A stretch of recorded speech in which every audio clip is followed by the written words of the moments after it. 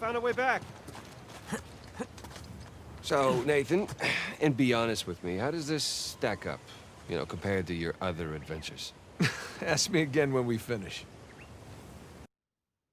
Uncharted 4. I can't do it any longer. I really can't. It's gone too far. Every single week, one of these channels, one of these publications, somebody, they put out something positive about Uncharted 4. They can't help themselves. They have to say something nice about this game. And there's nothing nice to be said. They'll tell you so many things about this game. They'll tell you how dynamic it is. They'll tell you how technologically impressive it is. They'll tell you that the story and the characters are gripping, that they're revolutionary, that it's a new way to interact with the medium. What they won't tell you is how boring this game is. Uncharted 4 is boring. It is painfully boring. It is a poorly paced snooze fest. I do want to be clear, it's not necessarily a bad game. It is an impressive game. What it sets out to do, it does pull off, but what I question is whether or not what it sets out to do is even worth doing. From a design standpoint, Uncharted 4 fails to capture just what made its predecessors so special. And I even have reservations saying that. If we're being honest, only Uncharted 2 is truly special.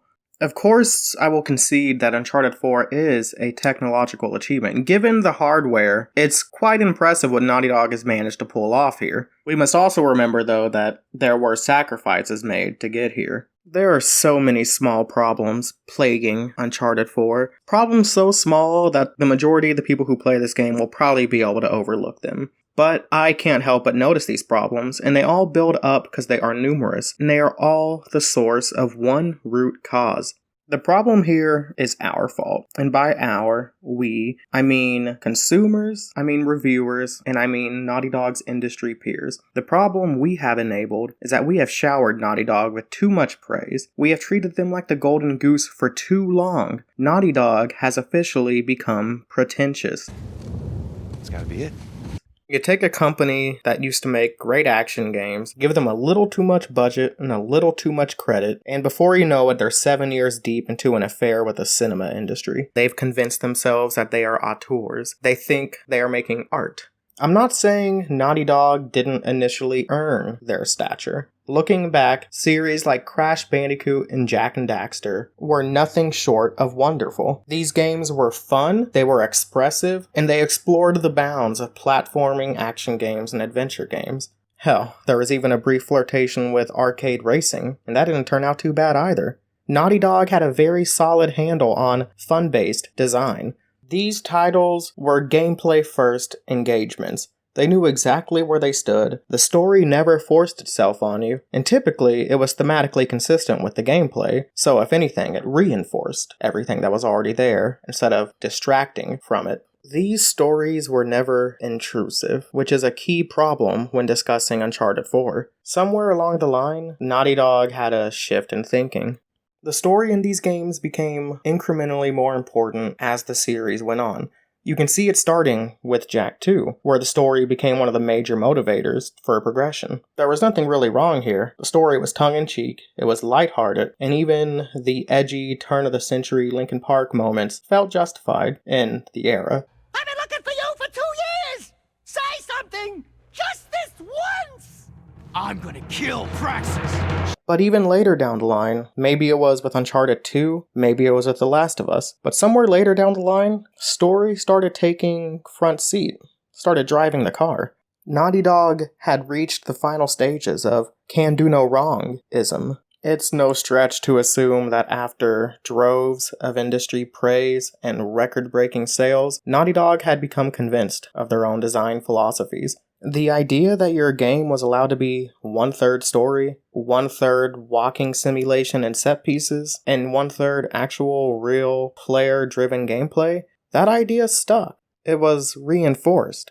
Naughty Dog was unofficially recognized as the leader of this style, so by the time it came to making Uncharted 4, it seems they had doubled down on it. Uncharted 4 barely feels like Uncharted at times. It feels more like The Last of Us, with Uncharted's combat ported in. Most of the non-interactive and semi-interactive portions mimic the pacing, direction, dialogue style, and exposition techniques of The Last of Us. Sure, This is to be expected, considering this is the first Naughty Dog game to come after The Last of Us. But the influence is so strong it overshadows Uncharted's identity.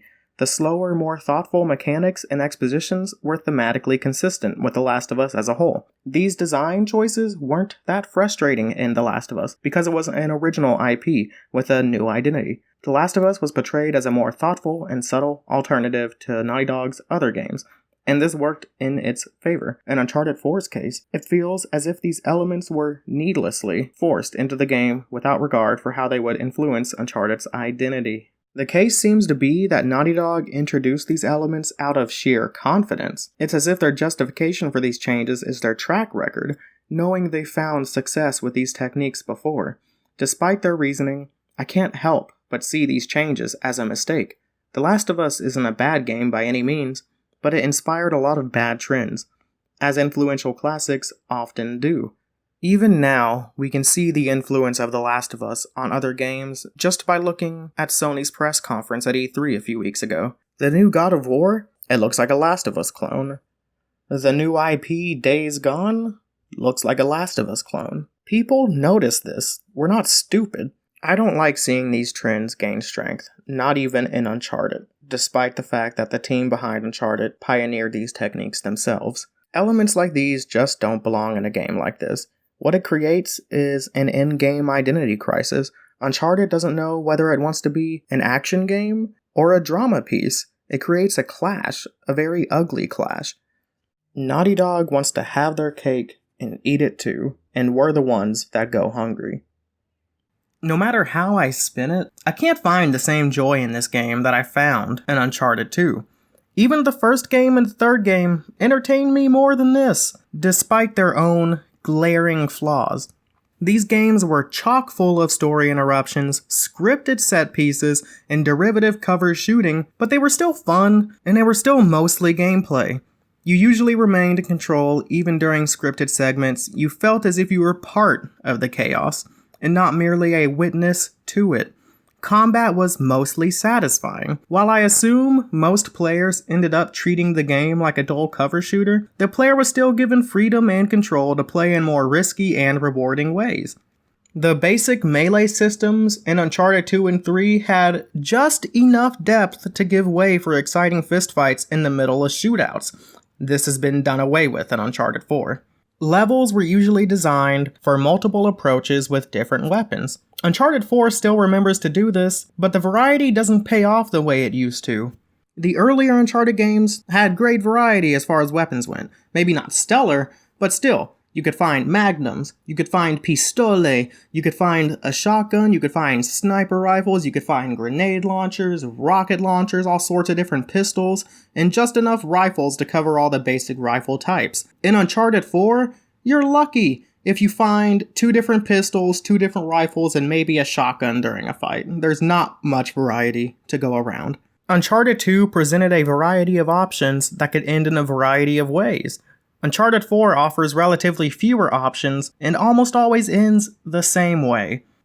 The game has neutered its own variety. Some may point to ropes and slopes as an innovation in the platforming department, but these are relatively tame additions to what is easily the weakest aspect of this game. Uncharted platforming? I hesitate to even call it platforming, because platforming implies a certain level of control, or risk of falling. This isn't platforming. It's Drake blocks.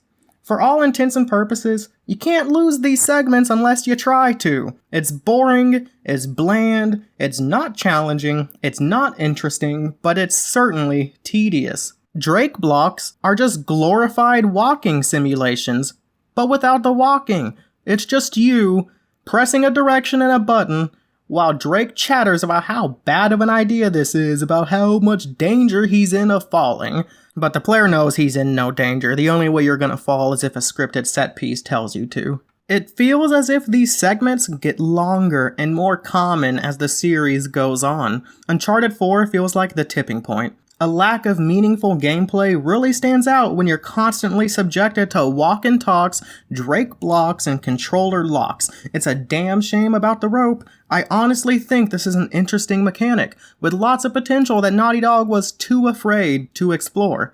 The player only gets to use the rope in the most mundane ways, and is rarely offered the chance to attempt some truly challenging acrobatics.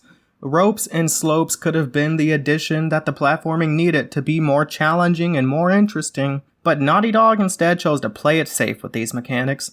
Slope runs essentially put you in a protected state. I've even tried crashing into obstacles just to test if there is any sort of risk involved.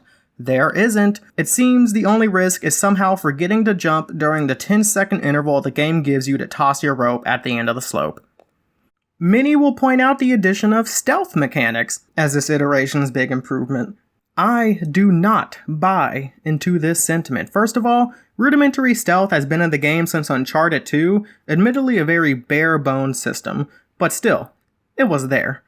Second of all, this more advanced stealth system that was basically ported over from The Last of Us isn't even a good stealth system. As a huge fan of stealth games, the system in Uncharted 4 is disappointing on a fundamental level. This system was quite a bit better in The Last of Us, because the game was better built to support the system. Low health and limited healing encouraged hiding, fewer enemies meant more deliberate planning, and options to distract foes opened up possibilities for the player. Uncharted 4 has none of these incentives. The stealth feels like an afterthought, something Naughty Dog included because they already pulled it off before. Starting to sound familiar? Uncharted 4 doesn't even present a distraction tool. No rocks to throw, no walls to knock, nothing. It's just you, AI pathing, and a really slow stealth kill move. I'm not even sure if every stealth section can be done unseen. I managed to do it for a few, but the effort soon became exhausting as I realized the flaws of the system. It's more of a try to kill as many dudes as possible before starting the inevitable fight from a decent position system than a true stealth system. The inability to distract and lure enemies keeps the stealth from being anything more than a gimmick, a trend of the times. This is an especially hard pill to swallow, given that The Last of Us is evidence that Naughty Dog understands how to craft a competent stealth system. Now don't get me wrong. I don't hate every part of this game. There are some parts of this game that truly do shine, that really show off the potential of the Uncharted formula. The part that most of you have either seen or played by now, the car chase, is one of the big highlights of the game. Starting at the top of the city hill, you run down a hill of winding streets and back alley paths as an armored AMV chases you with a machine gun. The sprawling alleyways and roads and paths give the player the freedom to flee in multiple directions as the AMV chases him to his death. This section is very fast-paced and frantic, something that matches the mood of the game, something that really drives the player forward. It manages to be cinematic while still granting the player a high degree of freedom. Your story motivator makes sense. Get back to your brother, because he's about to get shot. This urges the player to drive fast, it urges him to survive no matter what, and it urges you to drive downhill. The instructions are very clear, and it's a very fun section. Now, the car controls aren't so sharp, but you're only driving for about 10 minutes, so it's not that bad. Honestly, it's less than 10 minutes. You're probably driving for like 6 minutes. There are a few hiccups in this section, though. Experimenting with the failure states, I tested to see what would happen if I simply stood still. I wanted to see if the AMV would hunt me down, cause as you're driving down the hill, the AMV always pops out of the same predetermined locations. Now, when I did park still and waited for the AMV, it didn't actually come for me, it just kind of stayed in its designated location. And after a while, the game just threw me into a failure state, as Sully kind of just got mad at me. I know the story implication is that you didn't make it to your brother in time, and that's why the game's failing you, but it would have been nice to see something more organic instead of just fade to black.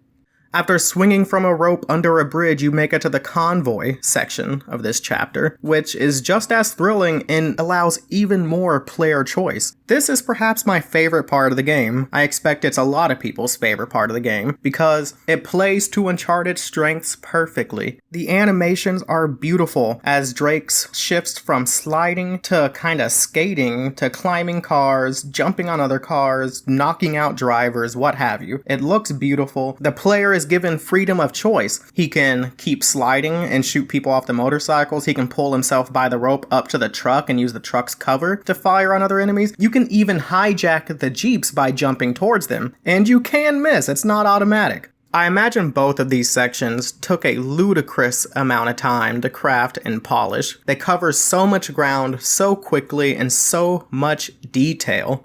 But it was worth the effort. These sections are thrilling to play. I replayed both of them multiple times just to experiment with the possibility space. This is Uncharted at its best. This is what Uncharted can be. But the game doesn't want to be this all the time, and I get that. This was probably an incredibly expensive section to produce. I imagine this section is more expensive than some games, just period. But I would have settled for a game at a fourth of the length of what we got if the entire thing played like this. Other good sections include the clock tower climb, which actually explored the space of Uncharted platforming. It's non-linear, and the player has to solve a puzzle using his acrobatic skills, rather than just climbing through a talking segment. As for the story, I'm choosing not to explore or critique it for this video. I don't particularly care for story in games, even in story-driven games like this. That's not to say I won't recognize a good story. Those are always nice surprises in video games. A good story in a video game is one of the perfect motivators to go through it. As far as story direction in games go, I firmly believe that video games are about crafting your own story, not being railroaded into somebody's crappy B-movie script. Video games are an interactive medium, so when you aren't interacting with the story, it kinda defeats the point of the medium. This is why role-playing games are typically cited as having great stories, because they're typically games where you have a lot of influence over the story. A game like Uncharted 4, you're kind of just there for the ride. If it's entertaining, great. If it's not entertaining, we have a problem. I've typically enjoyed the lighter action movie tone of Uncharted, buying into the cheesy lines and impossible scenarios. Plot holes and logic errors were easy to ignore because the game was obviously taking the piss out of Indiana Jones. It was funny, it was entertaining, and it was the perfect mood for a video game. The Last of Us is just about the thematic polar opposite, but outside of a few small complaints, I enjoyed that story too. The drama and the soapboxing felt appropriate in a darker game with darker gameplay and darker themes. Uncharted 4, it just feels like the sad bastard child of both approaches. We were sold this idea of a gritty end to the Nathan Drake saga, a shift in tone, but what we got was a wishy-washy, half-assed balancing act between classic Uncharted charm and new-age Naughty Dog drama. The story itself felt little more than a distraction, with a new character seemingly forced into the canon. Seriously, I feel like they mentioned this Sam guy like once in the entire trilogy, but this game acts like he's Drake's entire motivation for what he does. For a studio so concerned with their story, that's pretty inconsistent. It seems throughout the story, Drake feels as if he's lying to himself, thinking he can continue this life any longer, knowing the stress it puts on his marriage, his body, and his well-being. Drake knows he can't keep this up, but he keeps trying anyway. Well, that theme actually works, because I felt the same way trying to force myself through this game. I imagine Naughty Dog must feel this way about their own development cycle. They keep pushing out these mega-budget, powerhouse, top-of-the-line, AAA thrill rides, harnessing their magic coding powers to use relatively mediocre hardware to crank out industry-leading graphics, like a magician pulling a rabbit out of a hat. Like Nathan Drake, Naughty Dog is completely aware of just how good they are. They've been through the motions so many times they've perfected their method. But like Nathan Drake, there must be a growing suspicion that even a perfect method will get stale with repetition.